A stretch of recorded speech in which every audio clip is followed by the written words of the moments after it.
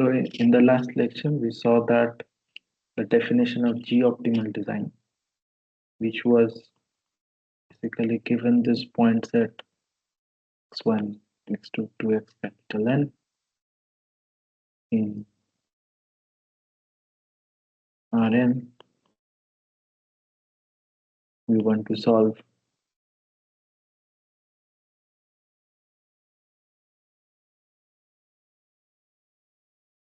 main of lambda belongs to delta p, max of x belongs to p, x transpose p inverse x, where delta p is nothing but the collection of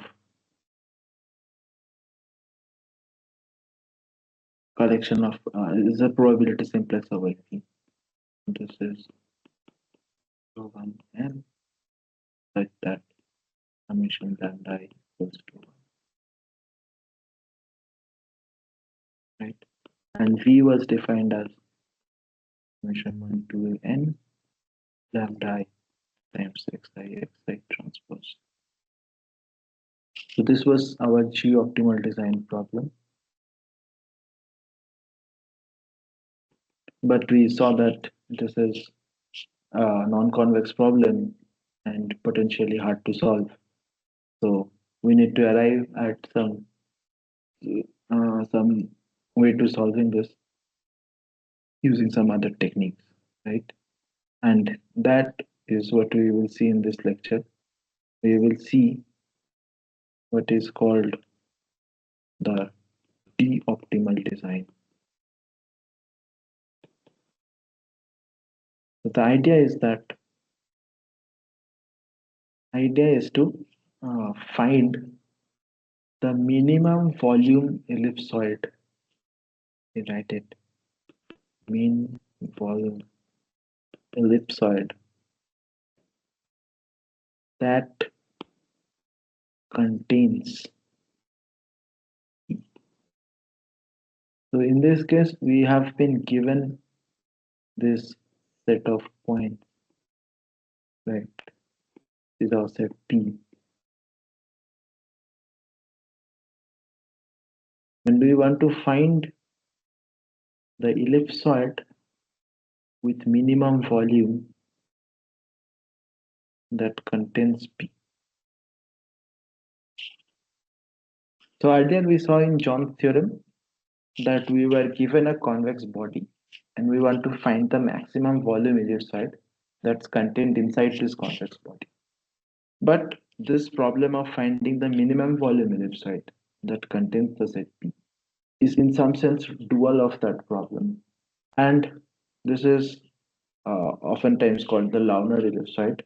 And by using arguments essentially same as John's theorem, we can show that this minimum volume ellipsoid that contains a set also exists and is unique. And secondly, like you have the same type of characterization like, that you get in John's theorem, characterization of the contact points. So essentially, these two problems are, in some sense, are dual of each other. It's like, yeah, I mean, both are very similar problems.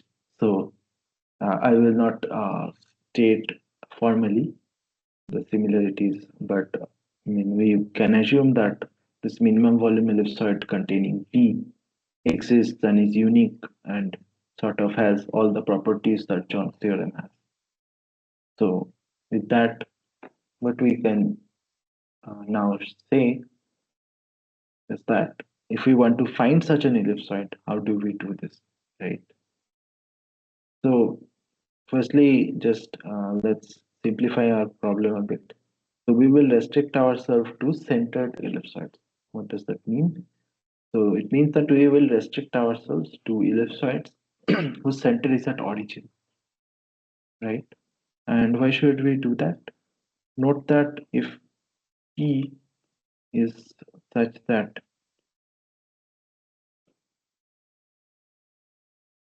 x belongs to P implies minus x belongs to P, that is P is symmetric, right? So in that case, the convex hull of P will also be symmetric, and then essentially with same arguments as in John's theorem, you can say that the minimum volume ellipsoid will have the center at the origin. So this is the centered assumption, and this will make our life easier. But there's a way to get rid of the centered assumption by projecting this problem in one dimension higher than the original problem. I mean, that those things I have mentioned it in the lecture note, but we will not go into those details. Rather, we will focus on finding the minimum volume centered ellipsoid that contains this set P. So assume that such an ellipsoid is given by t power minus half times volume, where T is a positive definite matrix, right? And this actually has another way of writing this is basically, so this is nothing but t power minus half times x, where x belongs to Bn, right? And x belongs to Bn basically means that t power minus half x such that x inner product x is less than equals to 1, right? And now we can set t power minus half x equals to y. So we get y such that this implies x equals to t power half y.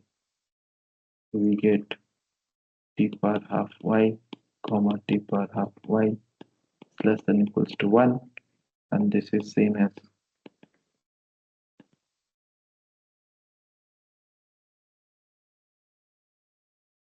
so this is another set to look at, right?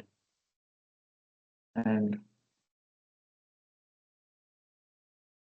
yeah, sorry. Let's start with t power half actually. Easier that way. Or maybe it's fine. Yeah. So, so we want to find the ellipsoid that has minimum volume. So what is the volume of this ellipsoid? The volume of E is basically minus half times determinant of T times volume of Bn. This is not minus. Sorry. This is volume of Bn by square root determinant of T. So if you want to find the minimum volume, then this basically says that we have to maximize the determinant T, where T is Pt, such that we want the point set P to be contained inside this ellipsoid, right? So for every point in P, we should have x dx is less than equals to 1 for all x in P. Only then these points are contained in this ellipsoid. And now we are trying to find the minimum volume ellipsoid, right? And this determinant is not such a nice function to work with. So what people typically do is they use this function log determinant. The log determinant has nice properties. It's a concave function. In fact, a strictly concave function. So this is a nice objective function to work with. Is less than equals to 1. So this problem that we arrive at, this is the minimum volume centered ellipsoid containing, right? And now we will see. So whenever we see a convex problem, this is indeed convex, actually a concave maximization problem, because our objective is concave and this constraints are linear in T. So this is indeed a concave maximization problem, and whenever you see problem like this, the instinct is to write its dual. And let's start with writing the Lagrangian. which will be the following.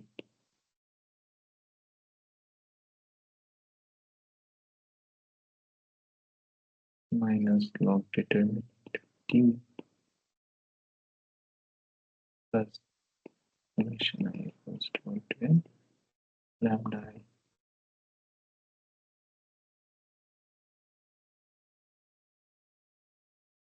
So for every xi in P, we get 1 lambda I, and this minus log determinants come from writing the objective as a minimization problem. So we write min over minus log determinant of t, and therefore this is the Lagrangian that we get. And note here that these constraints are inequality constraints, so this lambda I should be greater than equals to 0. We have lambda I greater than equals to 0.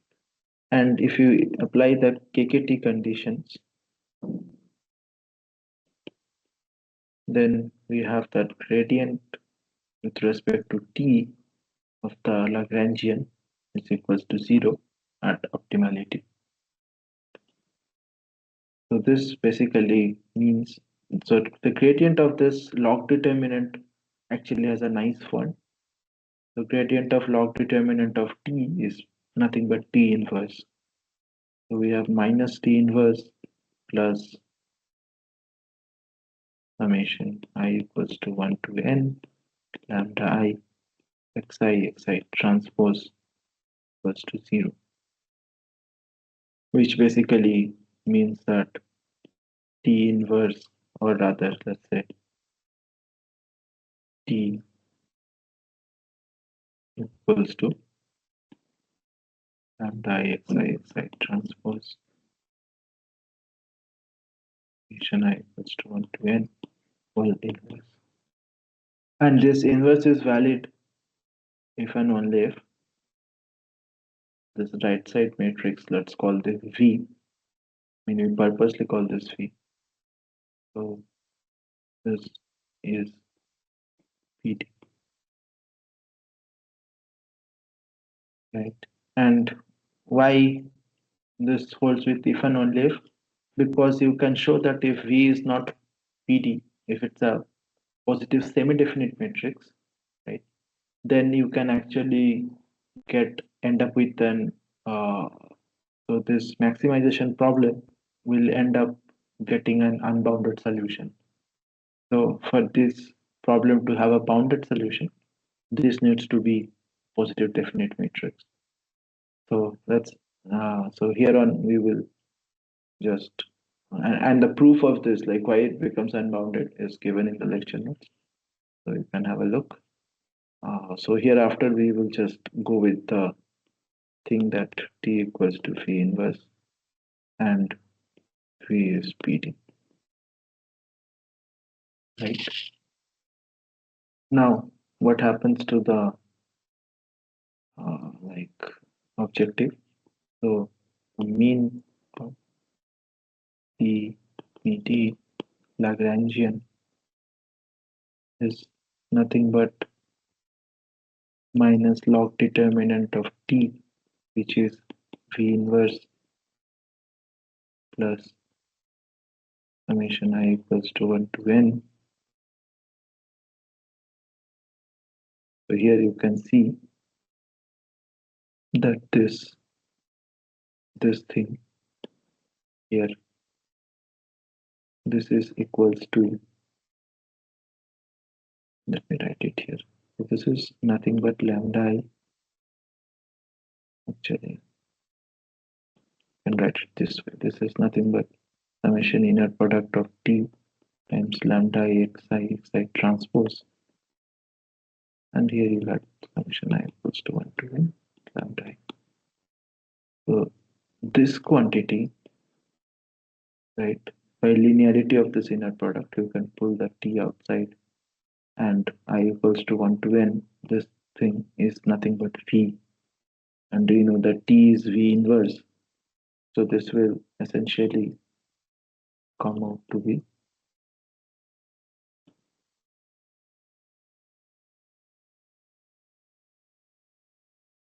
trace of identity matrix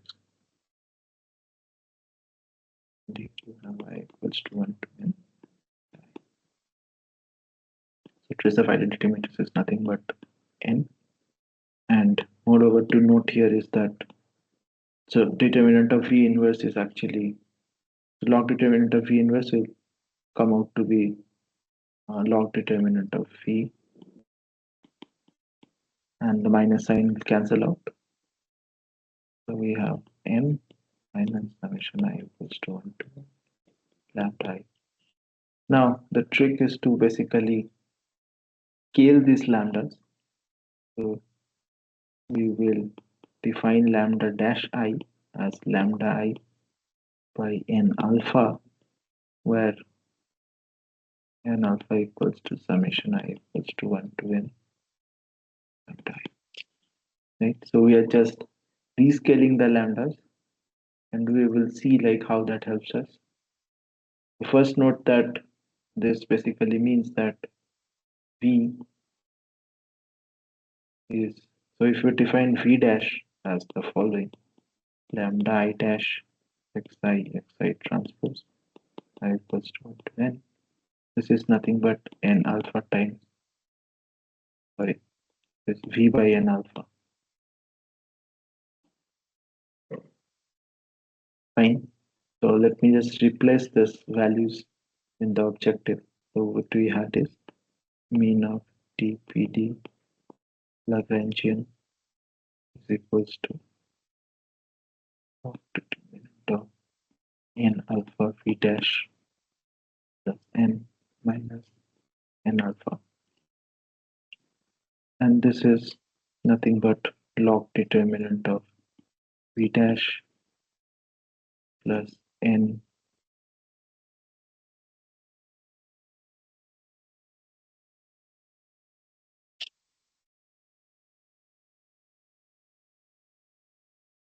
plus,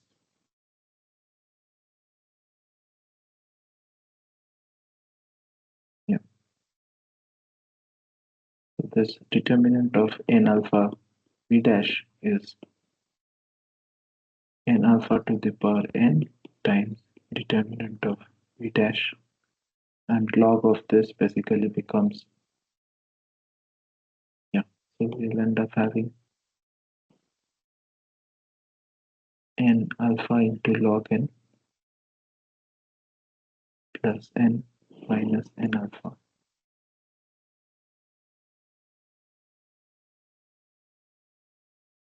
So if we take alpha to be common, what we have is n log n minus n alpha.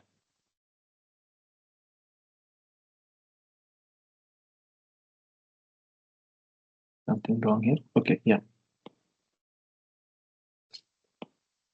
Is log of alpha n. So therefore, this is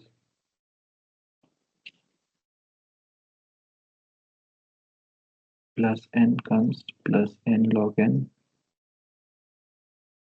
plus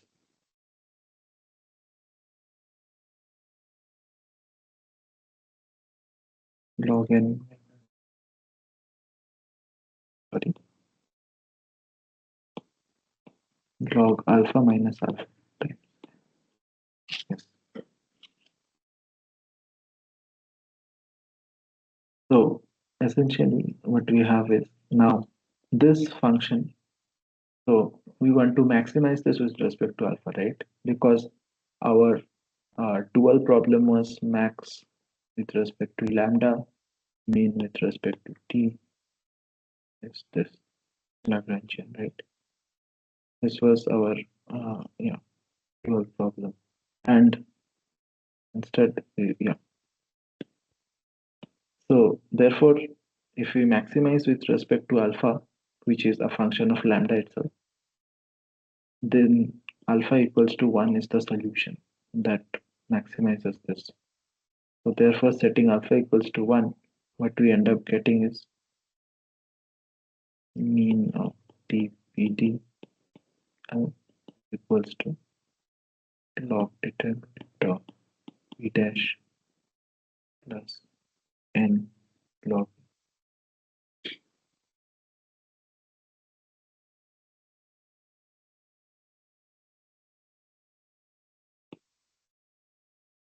Therefore, what we have is alpha equals to 1, which means that in this equation, right, summation lambda I equals to n. And moreover, this lambda I dash, these are actually lambda I by n, right? So, yeah, basically, we now have this problem summation I equals to 1 to n lambda I dash equals to 1 and yeah, lambda I dash greater than equals to 0. So the objective now is to maximize with respect to this lambda dash belongs to delta p log determinant of phi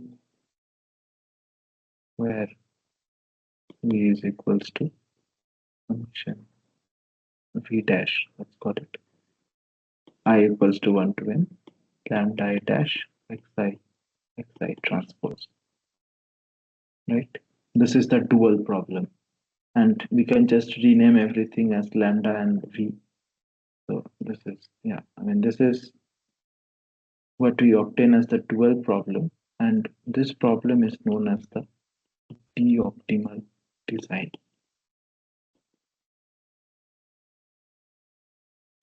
And this is a convex problem, rather a concave maximization problem. So this can be solved using the barrage of convex optimization tools that we have at our disposal.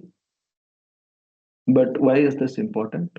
So what we will see in the next lecture is that the solution of this problem, the lambda dash here that maximizes this quantity objective function, is actually a solution of the g-optimal design as well.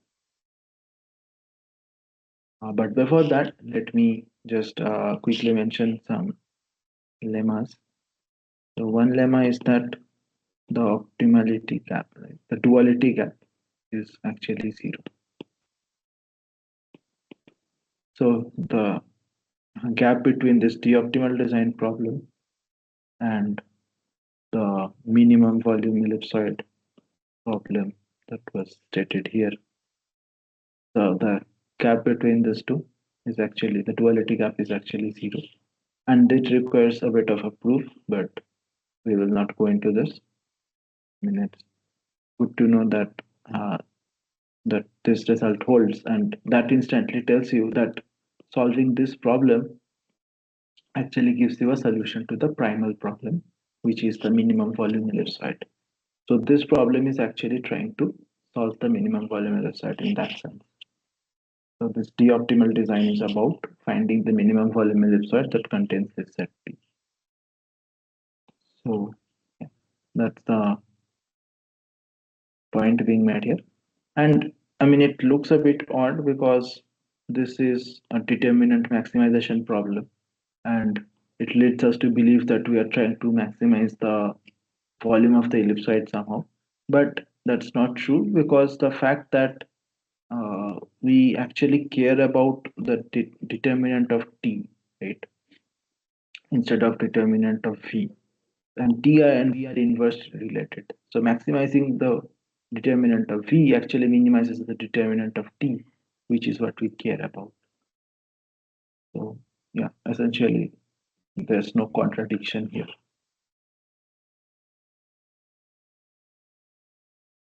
And moreover, you can see that from this duality relation, clear that in the primal problem, this is the primal problem. Let me just copy it here and see the two in conjunction.